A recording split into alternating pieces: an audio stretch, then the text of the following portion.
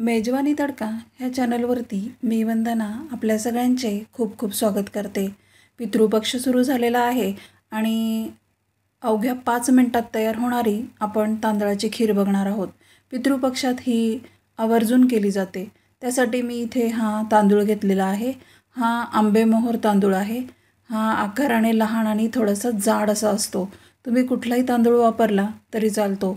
याला त्याचा स्वतःचा असा थोडासा सुवास असतो आणि तो चिकट होतो। म्हणजे भात तयार केला तर त्याचा चिकट भात तयार होतो। म्हणजे आपली खीर पण अगदी छान मिळून येते।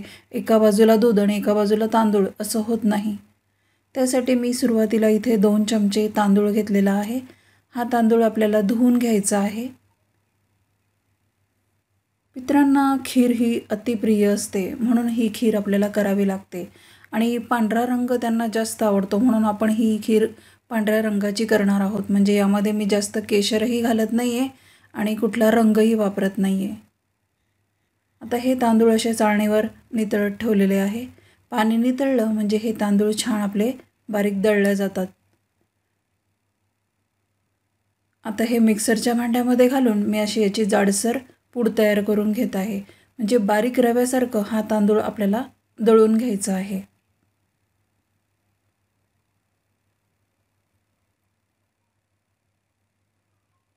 हा अशा पद्धतीने बारीक रव्यासारखा दिसतो म्हणजे आपली खीर छान मिळून येते।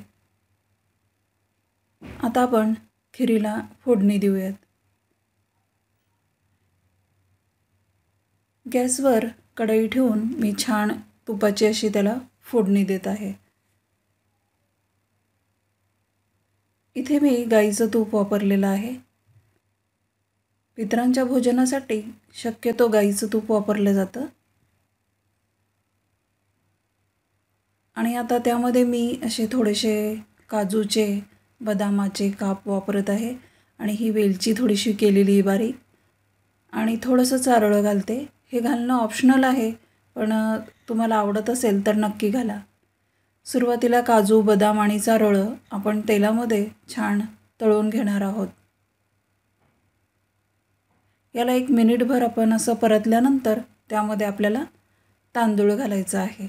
तांदूळ पण आपल्याला छान यामध्ये असा भाजून घ्यायचा आहे म्हणजे तो छान फुलला जातो आणि त्याचा वास पण छान येतो। आता 2 चमचे तांदळाची जवळपास 5 वाट्या खीर तयार झालेली आहे। त्यानुसार तुम्ही तांदूळ किती घ्यायचा हे तुमच्या गरजेनुसार घेऊ शकता। आणि आता यामध्ये मी तापवलेलं दूध घालत आहे। अर्धा लिटर दूध मी इथे ह्या खिरीला वापरलेलं आहे। तुम्ही यापेक्षा जास्तही वापरू शकता। खीर किती घट्ट आणि पातळ हवी त्यावर दुधाचं प्रमाण अवलंबून आहे।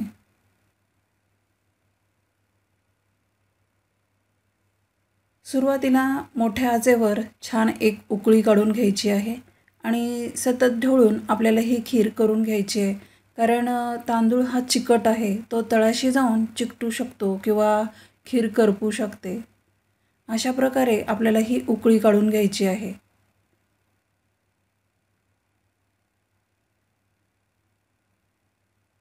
अवघ्या 5 मिनिटात ही खीर तयार होते कारण आपला तांदूळ छान बारीक झालेला आहे आणि तळापासून ढवळायचं आहे। इथे बघू शकता तुम्ही आता खीर घट्ट व्हायला लागलेली आहे। त्यामध्ये मी वेलची घालून घेतली कारण वेलचीचा सुगंध अगदी छान येतो आणि यामध्ये आता आपल्याला साखर पण घालून घ्यायची आहे। कारण साखर घातल्यानंतर खीर पुन्हा पातळ होते। जसजशी साखर वितळते तसतसं आपल्याला खीर पातळ दिसायला लागते। आता इथे तांदूळ शिजला आहे म्हणजे आपण आता साखर घालू शकतो। मी इथे 2 चमचे तांदळाला 4 ते 5 चमचे साखर घातलेली आहे। तुम्हाला किती गोड आवडतं त्यावर साखरेचं प्रमाण अवलंबून आहे। पण इतकी 5 चमचे साखर पुरेशी आहे। आता खीर बऱ्यापैकी घट्ट झालेली आहे आणि त्यामध्ये मी 2 ते 3 कड्या केशरच्या घालत आहे। हे घालणं ऑप्शनल आहे पण मी थोड्याशा घातलेल्या आहेत ह्या। ते दिसायला छान दिसतात म्हणून मी इथे वापरले आहेत।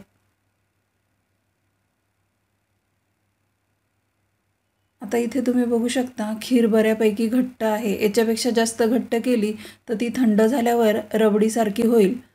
म्हणून मी इथे आता गॅस बंद करते आणि ही थंड झाल्यानंतरही तुम्हाला दाखवते किती घट्ट झाली ते. आता इथे खीर पूर्ण थंड झालेली आहे आणि इथे बघा ती बऱ्यापैकी घट्ट झालेली आहे. म्हणून आपण सुरुवातीला थोडी पातळ असतानाच गॅस बंद करायचा आहे, म्हणजे खीर चांगली घट्ट येते, मिळून येते. मैत्रिणींनो, चॅनलवर नवीन असाल तर चॅनलला सबस्क्राईब करा आणि व्हिडिओ शेवटपर्यंत बघितल्याबद्दल धन्यवाद.